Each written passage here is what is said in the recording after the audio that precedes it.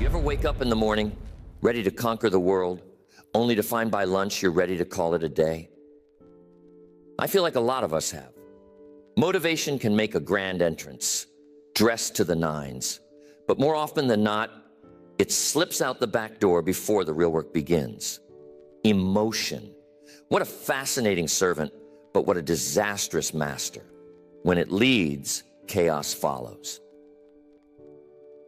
There's nothing wrong with emotion. It's the salt and pepper of life. It gives color to the days, meaning to the victories. And sometimes it helps us see a little farther down the road. But let's be honest, emotions lie. They paint reality with a brush that changes color every hour. One moment, hope is sky high. The next, doubts move in like a thundercloud. If you let emotion drive, you'll spend your life off track, always chasing another mood, always at the mercy of whatever feeling rolls through next. How many times have you heard someone say they didn't feel like it today? That's emotion, whispering in the ear, persuading and convincing, making excuses sound reasonable. You see, motivation is wonderful for lighting the fire. But when the weather turns cold, emotion looks for the nearest blanket and sits down. It won't chop wood. It won't fetch water. It just wants to be comfortable again. So what's the answer? Systems. Systems are built to keep you moving when the emotion fades. Systems work when you don't feel like working. They don't negotiate with moods or listen to complaints. The purpose of a good system is to keep progress steady, no matter what the weather inside is doing. Have you ever noticed a factory at sunrise? Nobody asks the machines if they're in the mood to run. The switches get flipped and the belts start moving. Systems don't care about the rain or if the foreman had a bad night's sleep. They just do their job. That's the lesson. Don't put your future in the hands of how you feel on any given day. Build a system so that when your emotions betray you, and they will, you can keep moving. Because whether you like it or not, on the days you feel strong and on the days you feel weak, the calendar keeps turning. The world keeps moving. Let emotion be the music, not the conductor. Systems, structure, routine. These are the rails that carry you when enthusiasm takes a holiday.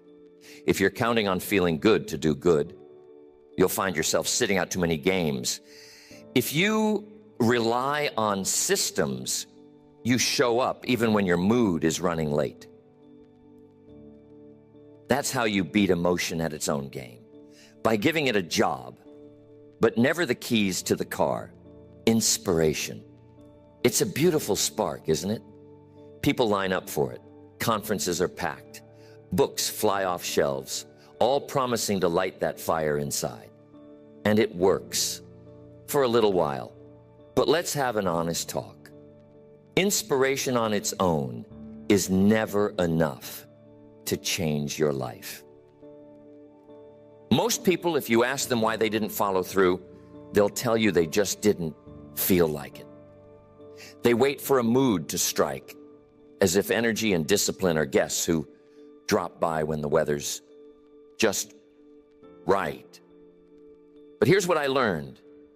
If you wait to feel like it, you'll wait forever. Emotion starts the journey, yes, but structure gets you to the destination. Let's say a new year rolls around. The inspiration is strong.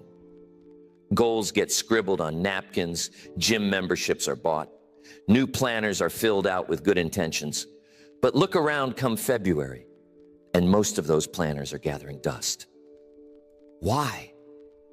Because emotion got everyone moving, but only systems keep people from stalling. I remember meeting people with more natural talent than I ever had. They could sell, persuade, charm, or create if the moment was right. But the moment wasn't always right. They would rise fast, then vanish just as quickly because inspiration ran out and there was nothing underneath to keep the momentum going. Inspiration is the match. It can light a fire. But unless you have wood and a way to keep that fire burning, it goes out as quickly as it started. The mistake is thinking the spark is enough. The truth, the follow-through is what counts. And follow-through is never built on how you feel. It's built on what you do, especially when the excitement is gone. So what's the difference between those who achieve and those who watch from the sidelines? The achievers are grateful for inspiration, but they don't depend on it. They use it to get moving, but they don't stop when the thrill wears off. They understand that structure, routine, discipline, and a plan are what carry you past the emotional highs and lows. Ask yourself, how many dreams have died in the waiting room while someone sat and hoped to feel inspired again? How many opportunities have slipped by because someone was waiting for their mood to improve? Too many. I love a good wave of inspiration, but I never trust it to last. I use it to get started, then I switch over to systems. The people who win are those who build the habit of action, not just the habit of dreaming. The real secret is doing what needs to be done, whether you're in the mood or not.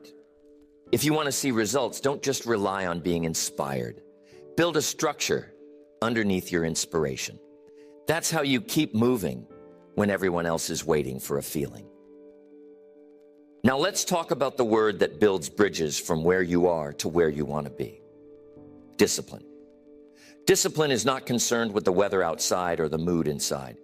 Discipline doesn't show up for applause. It simply shows up day after day and does the job that needs doing.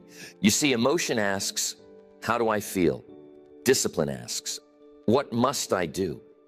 The answers are almost never the same. That's why discipline is emotion's counterbalance when the excitement fades and motivation packs its bags. Discipline is the one left holding the lantern, lighting the next step forward. I remember starting out, and there were plenty of mornings when the bed felt warm and the world felt cold. The mind said, stay comfortable. The discipline said, get up and go again. And the more you answer discipline's call instead of emotion's plea, the stronger you get. Soon, the argument in your mind doesn't last as long, and you find yourself moving almost before the excuses can get started. Discipline is doing what needs to be done, especially when you don't feel like it. That's the muscle you want to build. Every time you follow through, regardless of mood, you reinforce the habit. You send yourself a message. I'm the kind of person who does what must be done. And that message gets stronger. Each day, you honor it. Think about the farmer. The field doesn't care how the farmer feels. The seeds need planting, the weeds need pulling, the crop needs tending. Discipline gets out of bed and heads for the field, whether it's sunshine or rain, enthusiasm or reluctance. The reward is always waiting for those who keep moving, regardless of feeling. Discipline is not harshness. It's not punishment. It's simply the practice of sticking to what you said you'd do. It doesn't shout or demand. It quietly persists. It's the silent architect building your future, one brick at a time. Some people look for ways to feel more motivated. But if you let discipline lead, you'll find motivation meets you halfway. Discipline creates its own inspiration, born from the pride of doing what you promised yourself. The more you practice it, the more you trust yourself, and the less you worry about chasing a feeling. That's why discipline is the real secret weapon. It doesn't argue, it just acts. It's reliable, unshakable, and always ready to work. While others are waiting for the right mood, discipline is busy producing results. If you want to rise above the roller coaster of emotion, make discipline your standard.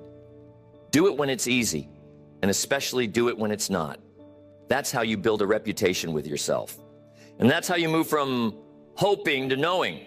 Now, I want to talk about something simple, yet so powerful. Routines. If you want to cut down on the battles you fight every day, let routines do the heavy lifting. See, the real benefit of a good routine is it eliminates the daily debate. No more back and forth with yourself about what you should do. The schedule decides, not the mood. Have you ever noticed how much energy people spend deciding? Should I go to the gym today or skip? Should I make those calls or put them off? Every question chips away at your willpower. But when a routine is in place, the answer is automatic. It's what you do, not what you feel like doing. Decision fatigue is real. The more choices you have to make, the more tired your mind gets. And soon, the easier path starts to look appealing. That's when old habits creep back in and progress stalls. But when your day is structured, certain tasks, same time, every day, there's no room for debate. Routines are like guardrails for your energy. They keep you on track when the winds pick up and emotions start to sway. The great ones in every field all share this trait. Their routines are so fixed, it's almost as if the decision's already been made for them. It frees up their mind to focus on excellence, not excuses. Now, some people think routines are boring, but I'll tell you, boredom is not the enemy. Chaos is. Predictable routines set you free from chaos. They give you back the energy you waste, wondering, doubting, hesitating. And the best part? Every routine you stick to becomes another brick in the foundation of your character. Years ago, when I was building my business, my days looked almost identical.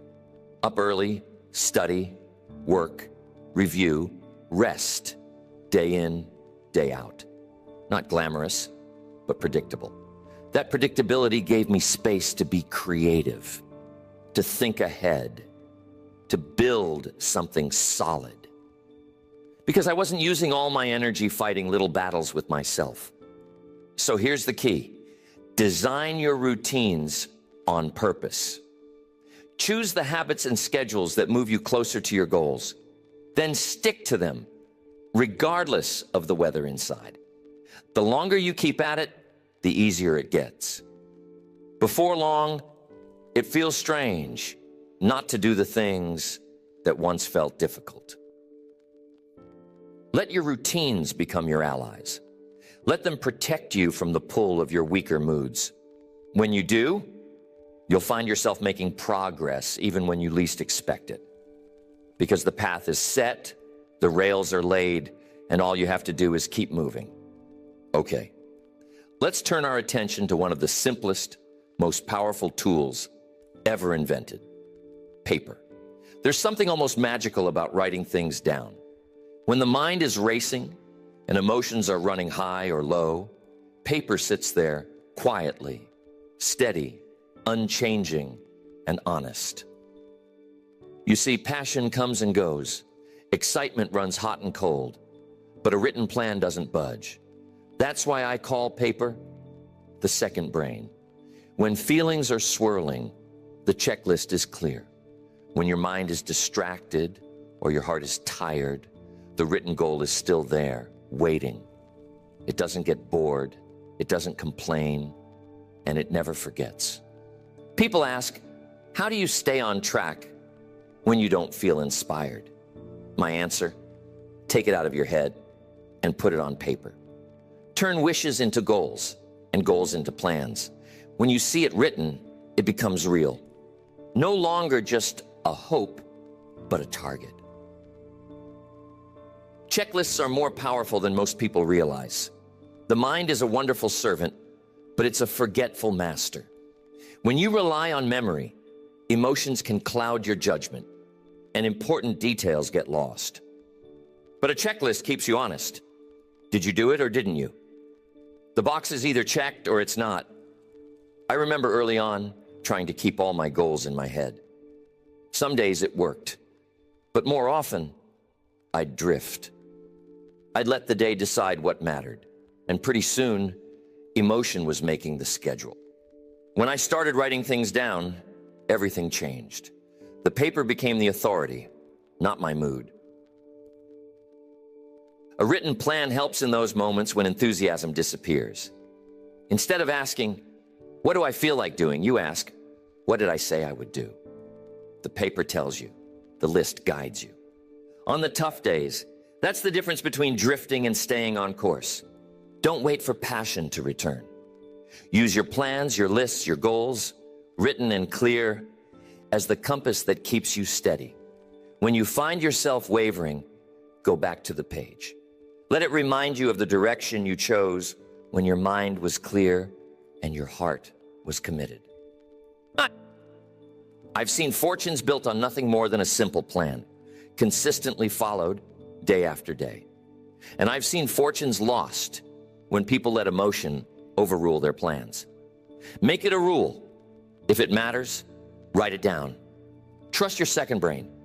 When emotion lies, paper tells the truth. That's the quiet power of a written plan. When the world gets loud, when your feelings take you on a roller coaster, your plan is still right there. Steady, silent, and sure. Here's the key. You got to build, improve, and maintain your systems. I like to think of a system as emotional insurance, life, business, even personal development. They all run smoother with a good system in place. Because no matter how well you prepare, storms will come. Days will show up with bad news or no news, with low energy or high distractions. If you're relying on emotion to carry you through those days, you're in trouble. But a system, now that's the track that keeps your train moving. Imagine a locomotive out on the open plain.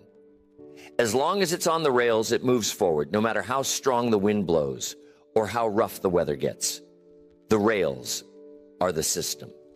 The engineer might be tired or excited or worried, but as long as the train stays on those tracks, it makes progress. That's what a good system does for your goals. It guides you forward, rain or shine. Systems are not glamorous, but they are powerful. They are the unseen framework behind every consistent result. Think about it. Businesses run on systems. Successful families run on systems. Even athletes, artists, and musicians use systems. Routines, checklists, schedules to keep improving, no matter how they feel on a given day. Some people worry that systems take the excitement out of life. But I say the real excitement is in progress. It's in seeing results stack up day after day, even when you're not at your best. That's the gift of a system. It delivers progress when emotion would only deliver excuses. I remember years of traveling, speaking, building a business. The schedule was never the same. The place is always changing, but the system stayed consistent. Time for study, time for calls, time for review.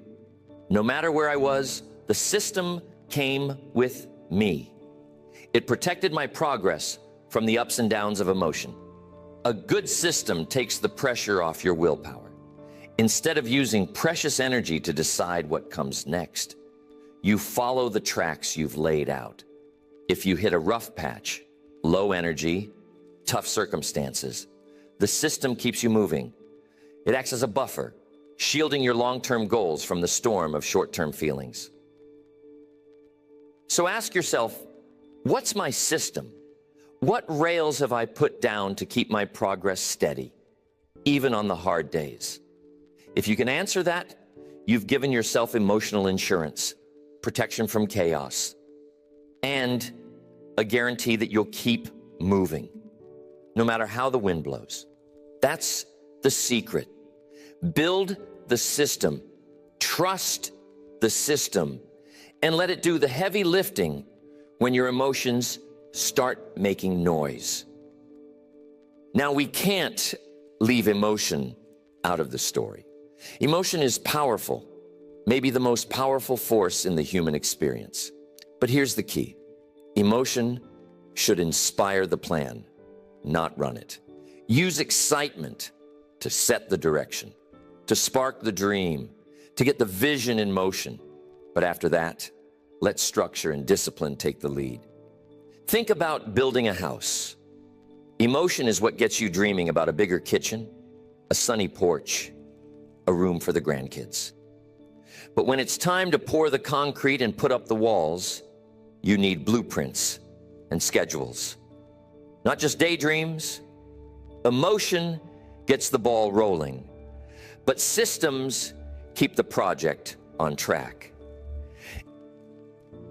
It's tempting to ride the waves of feeling, to let enthusiasm make the decisions. But moods change.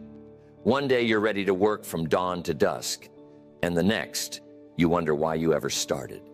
If you let those moods set your course, you'll drift all over the map and end up nowhere. So, use emotion as fuel, not as guidance. Excitement, joy, hope.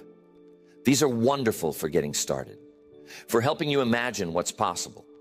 Let them fill your tank, but never put them in the driver's seat. Because when the fuel runs low, you still need a reliable vehicle to get you where you're going. Early on, I learned to separate the inspiration from the execution. I let excitement light the path, but I always turned to my plan to decide the next step. If you want to keep moving forward through good days, bad days, high energy, or low, let your system drive. Let your routine handle the day-to-day, and your discipline keep the train on the rails. And when you accomplish something, celebrate. Let emotion fill the room with gratitude and pride. But when it's time to work, trust your system. That's the way to keep making progress without burning out or giving up. Remember, the goal isn't to eliminate emotion. It's to put it in its proper place. Let emotion be the inspiration behind your action, not the judge of whether you act. You don't have to feel like it to do it. And the more you practice this, the stronger you become. That's how you use emotion without being used by it. Let it light the fire, then let your system keep you warm. Now, let's get down to something we can actually use. Something we can actually see, but is often overlooked. Measurement. I learned long ago, what gets measured gets managed. If you're guessing, you're gambling with your progress. But if you're measuring, you're managing with your eyes wide open. Feelings can fool you. Some days you feel like you're making progress, when in reality, you're just spinning your wheels. Other days, you feel behind. But the numbers show you're right on track. That's why it's so important to build measurement into your system. Emotion clouds the picture. Numbers bring it into focus. Think about a business. Would you trust your livelihood to a feeling about how the sales are going? Or do you want the numbers, revenue, expenses, inventory, profit? The numbers tell the story, clear and unvarnished. That's how you keep a business alive. And it's how you keep personal progress alive too. I started measuring everything. Calls made, books read, miles walked, dollars saved. Not because I love paperwork, but because I loved knowing where I stood. A review at the end of the day or week kept me honest. If I was off course, the numbers showed it before the consequences got too big. If I was on track, the numbers gave me a reason to keep going, even when I felt like quitting. Emotions have their own agenda. They'll tell you to quit when you're tired, to coast when you're ahead, or to worry when things are fine. But the numbers don't lie. They're not interested in moods or stories. They tell you what is, not what you wish was true. Here's a question to ask yourself. Am I measuring or am I guessing? Don't just hope you're getting better. Prove it to yourself. Track the things that matter. Review your results regularly. Let the data keep you accountable, not your feelings. One of the best habits you can build is the habit of review. End the week by asking, what did I set out to do? What actually got done? Where did I fall short and where did I excel? That's how you separate the facts from the fiction emotion sometimes weaves. Remember, progress loves clarity. And clarity comes from measurement, not from moods. If you want to keep moving forward, especially when emotions try to fog your vision, let the numbers guide you. That's how you make adjustments in time, celebrate wins you might have missed, and keep the engine running smooth. Measurement. Simple, honest, and always on your side. Now here's what separates those who finish strong from those who fall short. The moment when the results aren't what you hoped for. This is where emotion and systems part ways. When things dip, emotional people quit. Systematic people refine. I've seen it again and again. Someone sets a goal, starts strong, but then hits a stretch where nothing seems to work. The feeling sets in. Maybe this just isn't meant to be. Emotion wants to throw out the whole plan. But here's what I learned. Don't adjust the goal, adjust the system. It's easy to get discouraged when the numbers don't add up, when the results don't come as fast as you hoped. The temptation is to lower the target, shrink the vision, or walk away altogether. But if the goal mattered on day one, it still matters now. What needs fixing is not the purpose, but the process.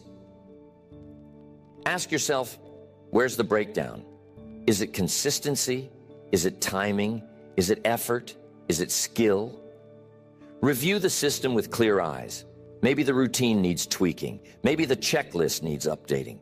Maybe you need more time or a fresh approach. But don't let emotion convince you to abandon what's most important. The farmer doesn't change the crop every time the weather turns. He checks the soil, reviews the watering, looks for weeds. He refines the process, but he keeps planting the same seed. That's how you win in the long run. I remember seasons in my own life when the numbers went the wrong way, and the urge to give up was strong. But every time I resisted the pull of emotion and instead looked for the next adjustment in the system, things turned around. Progress came back. Not because the goal changed, but because the method improved. That's the mark of someone who understands how to beat emotion. When the road gets rough, step back and analyze. Where's the system breaking down? What can be improved? Sometimes it's a small change that makes a big difference. Sometimes it's just sticking with it a little longer. But don't let your feelings talk you out of your future. Remember, setbacks are signals, not stop signs. They're invitations to review, refine, and rise again. The only thing you ever abandon is what isn't working in your system. Not your vision, not your purpose, not your best future. So next time results dip, don't throw in the towel. Instead, pick up the blueprint, sharpen the pencil, and ask, what part of the system needs adjusting? That's how you turn disappointment into progress and keep your dreams alive. Now we come to the heart of it all, living above emotion. If there's one lesson to carry home tonight, let it be this. Rely on systems, not moods. Let structure drive your behavior. Let discipline sustain your momentum. And let results create new emotion. That's how you live above the turbulence. Too many people spend their lives on an emotional roller coaster. Up when things are good, down when things are tough, always at the mercy of how they feel. But you don't have to live that way. You can choose to let your commitments lead, not your cravings. What does it look like? It means showing up when you said you would, no matter how you feel. It means following your routine when your mind would rather take a detour. It means trusting your written plans, your checklists, your measurements, more than your feelings on any given day. Living above emotion doesn't mean you never feel discouraged or tired or uninspired. It means you refuse to let those feelings make your decisions. You recognize them, you acknowledge them, but you don't hand them the keys to your life. Discipline becomes your steady companion. Systems become your safety net. Progress becomes your motivation. And before long, you find that even your emotions begin to shift. Success, even in small doses, creates its own momentum. The pride of following through, the satisfaction of seeing results, the confidence of keeping promises to yourself. These breed better feelings than any passing wave of enthusiasm ever could. I've met people who seem to live on inspiration, chasing after every new idea, only to end up exhausted and disappointed. I've met others who built a structure, who leaned on discipline, who trusted their systems. These are the ones who created lasting results, who kept moving, kept growing, kept winning, regardless of the weather outside or the moods inside. So let this be your rule. Put the system in charge. Use emotion to inspire your vision, but never to guide your actions. Show up for your commitments, even when your feelings try to negotiate. Trust that your best self is found in the doing, not in the waiting. Over time, you'll find that you live with more peace, more progress, and more pride.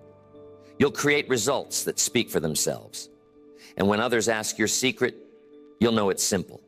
You built a system that beats emotion, and you let it carry you farther than mood or motivation ever could. That's how you live above emotion. That's how you win the day, every day.